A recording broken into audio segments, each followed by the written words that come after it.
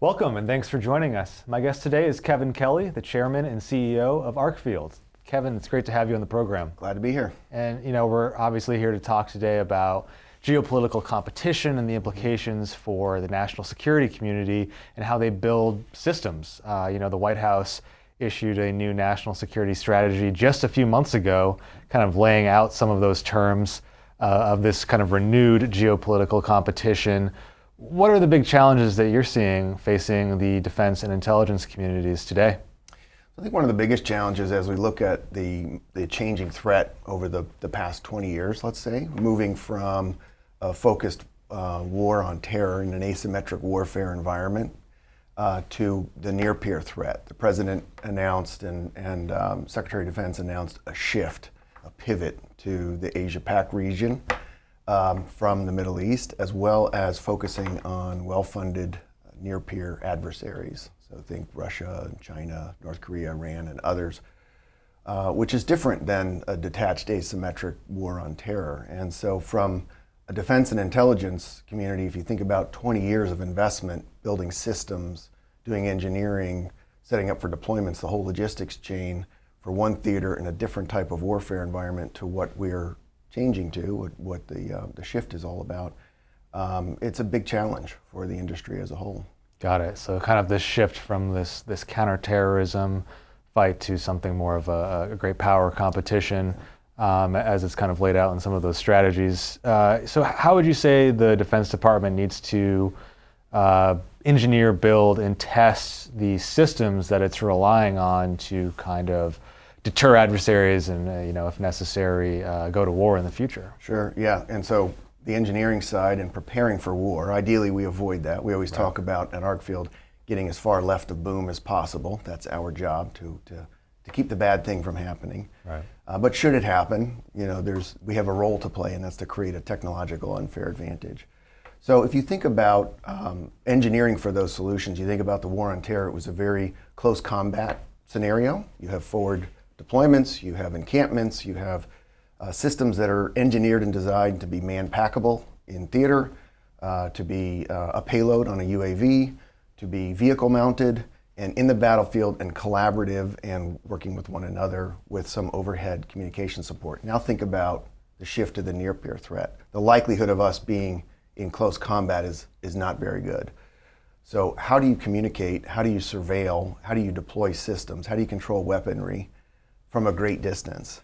And if you think about the overhead architecture, the satellite systems that our country deploys, engineers and deploys and relies on, they went through a bit of an atrophy in the last 20 years. So we see the government focusing, rightfully so, on upgrading the overhead systems, providing new capability, launching new satellites, and that combined with the advent of commercial launch being much cheaper than it used to be in the past, taking advantage of some of the commercial systems that are up there as well. So it's a bit of a physics challenge. If you think about being able to communicate at 600 nautical miles or 1,000 nautical miles versus 10 or 15, there's a physics challenge there associated with the signals and the waveforms and attenuation and all of the physics around RF communications, as well as a timeliness factor. And this is another important aspect. If you think about the war on terror, there were boots on the ground, soldiers and adversarial units in vehicles, terrestrial vehicles. You think about what a well-funded adversary, nation-state-backed adversary has. They have stealth aircraft, they have hypersonic missiles, they have submarines. It's a different environment. You have a much shorter time period to make decisions, to detect, to defeat an adversarial weapon than you did in the close combat battlefield environment. So think about what that means from an overhead standpoint. You need to be able to do more processing in space, more dissemination in space. You need autonomy in space. Some of those systems didn't exist 20 years ago, so there's a heck of a lot of engineering going on to make sure that we have the most modern systems in space. Got it. So it sounds obviously like space systems are crucial here. How does the government kind of secure those systems that are in operation today that might be very old legacy systems? and then also design kind of more secure systems from the get-go in the future? Yeah, so you think about spacecraft. Let's use an analogy, a comparison. If you were to deploy a military vehicle, terrestrial vehicle, that vehicle comes back at night. You can maintain it. You can upgrade the software. You can put more memory on there. You can put more processing on there. You can change the antenna. Can't do all of that with a spacecraft. You can do a little bit with software modification, but putting hands on a satellite system that took 5 years to engineer, 2 years to build, and is designed for a fuel lifespan of 5 to 10 years in space. If you think about how old are the software and the underlying systems on that spacecraft that could be up there and have been designed 15 years earlier. Think about your laptop. Would you take a 15-year-old laptop into the battlefield environment? It's not modern enough. So one of the big engineering challenges is making sure that we make good use of the overhead satellite systems that are there today in concert with newer systems that can go up with space situational awareness. They have radar on board. They have cyber defenses on board. 15 years ago, nobody thought about a cyber attack on a satellite. That's a reality now. So some of the engineering and modeling and simulation work that we do is providing layers of defense using next generation satellite systems in concert with some of the older ones that may not have all the defensive mechanisms that they need. Yeah, I mean, that seems like such a tough challenge. And you mentioned it earlier, the kind of advent of the commercial space sector, or just the fact that it's really grown a lot and it's being used by national security agencies, by the defense and intelligence community today. What's the role of commercial systems in kind of the evolving defense space architecture? Yeah, it's a good question. I'll go back to that. 30 years ago when I started my career, you would design a satellite. And that satellite would be deployed and operational, as I mentioned before, maybe 5 or 10 years, depending on fuel and the size of the satellite. The commercial satellites that we're designing and launching today are much smaller. Instead of putting one satellite in the payload fairing, there could be 80 or 100 satellites in there, small sats. Their lifespan might only be 2 years. But instead of costing $1 billion to engineer, deploy, and fly, they might cost $250,000. The cost of launch has dropped dramatically since SpaceX and Amazon started launching their own launch vehicles. So that changes the game significantly, and there's a lot more satellites in space. Now, they're not designed to surveil anybody. They're not designed to do imagery analysis. They're not designed to communicate with tanks and ships and submarines. They're ostensibly designed to provide broadband service to the world, right? The global internet from space. Well, that has a role. If you think about the military, you think about the intelligence community, we have to communicate. And there's just as many communications systems as there are surveillance or reconnaissance systems. So making good use of those commercial satellite systems makes sense. Now, go back to the engineering that I talked about before. Traditionally, we would engineer a constellation of satellites, design it, somebody would build it, we'd deploy it, fly it, and operate it. Now you have to take into account the fact that there are commercial systems that are being designed and deployed, and you might want to make use of them, but because of their refresh rate, they're going to advance their technology much faster than some of the national systems that are up there. So contemplating what the art of the possible is from a technology standpoint is one of the challenges that our industry faces as a whole. Yeah, I mean, does it come down to standards and interfaces and APIs and things like that? How do you get after that challenge? Yeah, I always like to, this describes how old I am in this space. So I started using MIL standard 2167A. It was a MIL standard that defined what the systems engineering process were so that you had the interfaces managed correctly and that a system of systems was going to interoperate correctly. Today we use model-based systems engineering. Everything is a model and it's a simulator.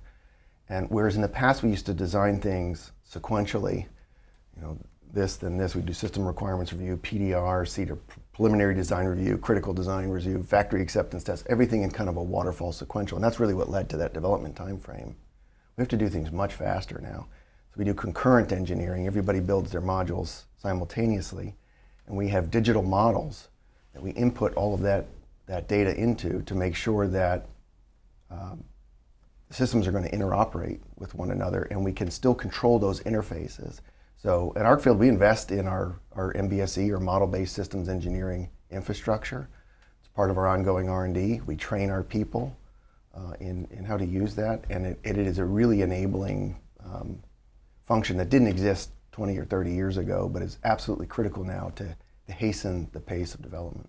Are you seeing, I guess, demand from the Defense Department and the intelligence community to do more of that digital engineering, Yes. that model systems-based engineering? Yeah, there was some resistance maybe 5 or 10 years ago, but the demand for faster innovation, faster deployment, and frankly more precise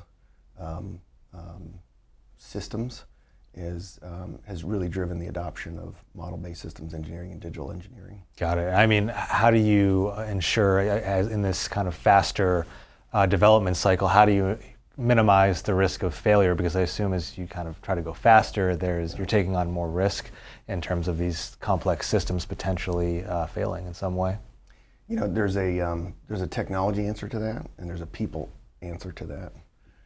The technology side is making sure that, and this is why we invest in MBSE, making sure that your underlying infrastructure, your software system, and all your models and your simulators have feedback mechanisms, so that when we anticipated a certain reaction from an action, and then we measured what the actual metrics were, that we feed that back into the model, and the model gets smarter over time, and it makes fewer mistakes. We make fewer mistakes as a team. The people aspect of it, I'll give you a great example. So we have Arcfield Canada. They support the Royal Canadian Air Force, the CF-18 platform. We integrate the avionics. We have a lot of software people because they have to make code changes, do maintenance and things like that. So think about everything being fly-by-wire these days, okay? The pilot in the F-18 moves the yoke to the left. That creates an electrical signal which is interpreted by a sensor, which then creates a digital representation of that and feeds it into the software, and the software computes a command and then spits that command out to, in this case, a hydraulic valve that opens up and moves an actuator and moves the aileron down on the right wing. If you didn't care about inertia, if you didn't care about material science, you would just say, yep, just move it. If you moved it left, move this one down. But computer scientists have to at least have an appreciation for inertia, torsion, material strength, because as you put torque on that wing, it hits the coupler on the fuselage, and if the material isn't strong enough, the coupler's going to fail, the wing's going to fall off, you're going to destroy the airplane and endanger the pilot. So it's not conceivable that we can teach a computer scientist physics, everything about physics, material strength, chemistry, torsion, but they do need to understand it. So computer scientists used to grow up in the liberal arts college or in the math college, and now they're in the engineering colleges because they have to have that fundamental understanding. Those digital models that I talk about is where we build all of those smarts in there. So when a computer scientist writes that code, the model simulates what the action is going to be in the airframe, and it'll say, no, you've exceeded the tensile strength of that interface, and therefore you need to put some stops in there, put some limiters in there. So a long answer to your question, but the people side, frankly, the engineers that are graduating today are a lot smarter and a lot more experienced than when I graduated. Well, it's a great way of explaining the issue. It's not as simple as just coding new changes. You have to take into account all of those real-world physics considerations. Yep. Well, you mentioned the people aspect of this, and it's a perennial problem in the government and contracting communities, just hiring, recruiting, retaining talent, and especially in the STEM side of the house. Yeah. What challenges are you seeing there? Are there any strategies to get after those challenges? So the obvious challenge is an economic one. Everybody needs tech right now. Every industry, automobile, it doesn't matter. Everybody's hiring STEM students, and we're competing for those same students. I think we as an industry could do better to up the coolness factor of what we do. I used to, when I was mentoring kids at one of my alma maters, I would say, what do you guys do in your spare time? You play video games? Yeah, what kind of video games do you play? At least half of them are playing some kind of war game. Mm-hmm. Well, wouldn't it be cool if you were on the real side of that, not the gaming side of that. You can play the games all you want, but nobody goes home and plays shopping cart. Nobody goes home and plays, financial analyst. Yes, we need all those systems. But if you think this is fun, then come over to our side, either in the military, as a federal civilian, or join the contractor workforce and be part of that solution, because all of those night vision systems, all those sensory systems, all of the overhead ISR, all of the covert communication systems, this is where they live. This is where they're engineered, designed, deployed, and you can actually put hands on those systems, not just in a video game, but in reality. And I think as an industry, we could promote that a lot more. I saw OPM today there was an article about OPM targeting a lot of the software development, electrical engineers and so forth that were pulled into the tech industry, who's now going through a bit of an economic downturn, so to try to attract them back into the government, back into the contractor community. I think we can do more than that from a marketing standpoint. Yeah, it certainly seems like an opportunity today for the federal government and the national security community in that regard. Could the Defense Department, could agencies do anything to make that easier? You mentioned the marketing side of it, but what about just any sort of process changes that you see? I mean, an idea. I don't know if it's the perfect idea, but if we were to form government and contractor industry groups, not expensive, not too complicated, but to go out and engage high school area robotics teams, even at Boy Scout and Cub Scout levels, as they're working with mechanical systems, earning merit badges. Cyber Patriot, it's a great program sponsored by the Air Force that high school kids compete in cyber wargaming and vulnerability analysis. And then at the collegiate level, to encourage people to stay in these programs and finish them. We could do more, and it's just a matter of outreach and involvement. The other thing, and this is my soapbox issue, we don't have enough cleared people. Right. So reaching out to those students and explaining to them the value of being in this industry, and then when they're 19 or 20 years old, start them in the clearance process. I met with one of our customers and I said, I don't care where they go. I don't care if they go to my competitors. I don't care if they go in the Air Force. We need more volume. We need more cleared people, and it takes time. So if we start that while they're in college, we're more likely to have a higher volume at the end. Right, and I mean, we could probably do a whole other webinar just on the security clearance process and all the potential changes and policies there. All right, is there anything here as we kind of start to come to a close? We're here in early 2023. Anything that you're particularly watching this year in the national security space, any developments or anything that you think is important? I think one area that's important to us, the JADC2 concept, as that comes to reality and we start looking at the whole sensor to shooter scenario, thinking about it broadly. Companies like our company doesn't play a role in everything, but there are certain areas where we can advance the ball and create some real game-changing technologies. That's going to be important in 23, making sure we have a budget, avoid all the unnecessary political hurdles that might be in our way. The other thing is continuing our advancement in hypersonic missiles, modeling, simulation, tracking, both on the development side as well as on the defensive side. It is ideally the type of scenario where we develop some game-changing technologies, which there's a lot of work that's been going on in that area, some of which we're involved in, that serves as a deterrent to an adversary so that we don't use these things, right? That was the whole strategy in the nuclear buildup years ago. Ideally, we follow a similar path there, but that requires us to really make some game-changing advances in hypersonic technology. Got it. All right. And JADC2, Joint All-Domain Command and Control. Yeah, yes, that's a big one. No, you're good. There's a lot of acronyms in the Pentagon. I'm sure a lot of our audience already knows that one. Well, again, I'd like to thank today's guest, Kevin Kelly, the Chairman and CEO of ArcField. Thanks so much for joining me. All right. Glad to be here. All right. Again, I'm your moderator, Justin Doubleday. For more on this discussion, visit federalnewsnetwork.com and search ArcField.